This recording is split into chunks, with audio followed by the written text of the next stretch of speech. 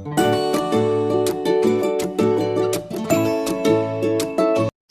டாகுக்கு நம்ம அடிஷனல் இன்ஃபர்மேஷனா எதை கன்சிடர் பண்ணிப்போம்? அதோடைய நேம், அதோடைய ஃபீச்சர்ஸ் எல்லாத்தையும் ஒரு அடிஷனல் இன்ஃபர்மேஷனா கன்சிடர் பண்ணிப்போமா? இந்த மாதிரி ஒரு டாக் வச்சு பாத்தீங்கன்னு கேட்டா என்ன கேட்பாங்க? டாக்னு சொல்றீங்க, எப்படி இருக்கும் பார்க்க, என்ன கலர் அப்படின்னு தானே கொஸ்டின் பண்ணுவாங்க. ஸோ அதெல்லாமே என்னது அடிஷனல் இன்ஃபர்மேஷன். நான் வெறும் டாக்னு சொல்லாம இந்த டாக் இந்த கலர்ல இருக்கும் அப்படின்ற ஒரு அடிஷனல் இன்ஃபர்மேஷன் பாஸ் பண்றேன்.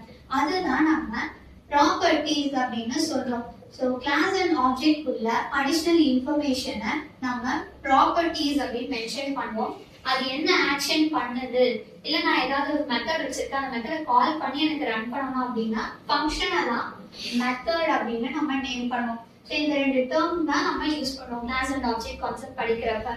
ப்ராப்பர்ட்டிஸ் அப்படின்னா நம்ம வேரியபிள் நேம் சொல்றோம் இல்லையா, வேரியபிள் நேம் தான் ப்ராப்பர்ட்டிஸ்னு இந்த இடத்துல யூஸ் பண்ணிப்போம். ஃபங்க்ஷனை தான் மெத்தட்னு நம்ம யூஸ் பண்ணிப்போம்.